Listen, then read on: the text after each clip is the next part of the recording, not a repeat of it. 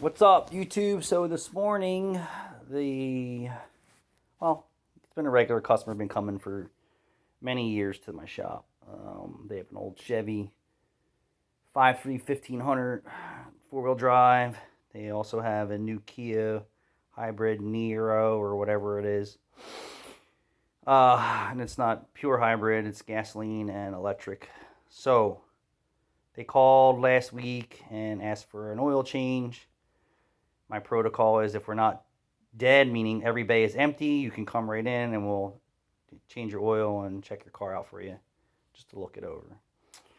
But typically I'm very busy at my shop, and I ask people who are just looking for oil changes, that quick lube environment, to drop them off and leave them with me, and there's a good benefit and reason for that. But if you're looking for that fast in and out oil change service, there's plenty of places out there their bays are empty. They have guys that do know what they're doing and probably guys that don't know what they're doing. Typically, a lube tech is not your experienced guy. Case in point. So needless to say, they called today and say my wife was getting waved down on the road. People were saying her car smoking, her car smoking, her car smoking. Keep in mind, they just had their oil changed at Mavis 3 days ago from today. So we were busy. I told my counter person to tell them to come right in, let me take a quick look at it and see what's going on. He says it's not smoking right now. Nevertheless, I bring it in, I verify the oil sticker and the mileage within, a few miles. I put it up in the air and look underneath. I can see that the fabric underbelly shield is full of something. So I pull a couple bolts down, take a look. The oil filter's leaking, so maybe that's the source of their leak, but it's not enough to be back on the exhaust system. And keep in mind, it's a hybrid, so it's not in engine mode all the time. So then I lower it down. I check the oil. It's a little low. I check the coolant for the hybrid, full. I check the coolant for the engine. Surge tank's empty, or just about empty. So they also said when they went to Mavis for an oil change, they complained that the vehicle had no heat. So Mavis said there's nothing they can do for them. You'll have to take it to the dealer. Well, if the coolant reservoir was empty, and what I did was I filled the car and I had someone get in there and we loaded the system up so the engine would run, and we filled the cooling system and it got heat, and then shortly after that you could smell antifreeze cooking in the exhaust system. The head gasket's already blown. It's very possible that if they did what I did, they could inform the customer, hey, you have heat, but you have a bad head gasket. So the smoke coming out the tailpipe was probably the head gasket blew because there's not enough coolant to cool or a cracked engine or a cracked engine block, who knows, something. But coolant is passing into the exhaust system and you can smell it burning. So now they have a leaking oil filter and a blown head gasket. If they would have dropped it off at their trusted mechanic, even though he's busy because he does a good job for them, it may not have had a leaking oil filter after the oil change. It may not have had a blown head gasket.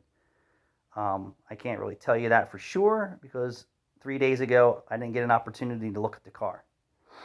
But don't be in such a rush that you need an oil change that you're just going to keep calling shop after shop after shop after shop, creating more of a problem headache for you, because if we see something, typically we're going to bring it to your attention, and hopefully you're not ignorant enough to say, oh, I'm not worried about that, because sometimes you should be, because your wheel could fall off, your engine could blow up, your car could catch on fire, you may not have a brake pedal. It's not always someone's trying to sell you something. They're taking a look at your car, even though it costs money, just like going to the doctor. No one likes going to the doctor because guess what? How often do you say, oh, you're perfectly fine and you need nothing? Never. They want to whack the shit out of your insurance company and charge the shit out of you as much as they possibly can. They're not only in it to be a healthcare provider, but to recommend you shit to keep you alive as well. Auto mechanics and technicians are kind of the same way. You got guys that are worried about stroking off their inspection form. It says you need a tire rotation, you need a fluid flush, you need this, you need that, you need this. It's $800 worth of fluid spills. When really you don't need that stuff right now because your car has so many other safety issues you may or may not be aware of. So is it worth going to a quick lube type environment? I don't know. You choose. I would tell you this: if I wasn't a technician or a master mechanic, I would think twice about going someplace that isn't legit. Legit meaning, hey, I'm not going to leave there and my engine's going to be low on oil or overfilled with oil because they never drained the oil or they didn't change the filter or they stripped the drain plug out or the oil filter's loose. I've seen it all. I've heard it all.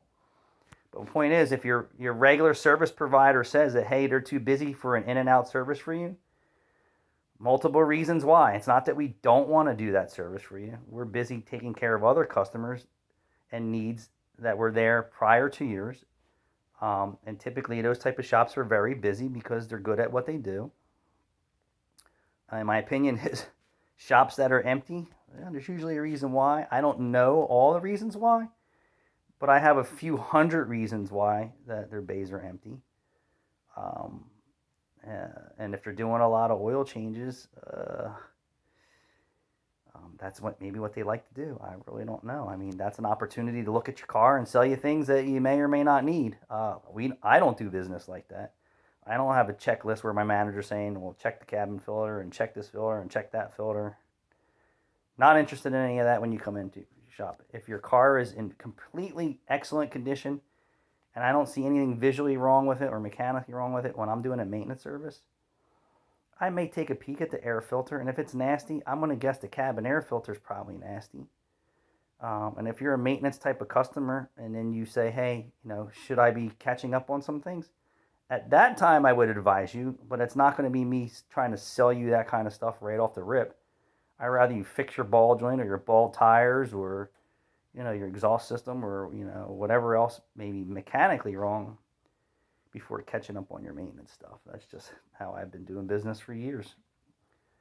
But yeah, if your regular guy is too busy, he's worth waiting for. Drop your car off, back it down from wide open throttle to fucking idle, and drop your car off and give this shop an opportunity to look your car over and see what's going on. You may not like what he has to say. Then again, you may. But risking going someplace and having screwing up your car and screwing up your day and screwing up your week, I think I would wait. Thanks for watching.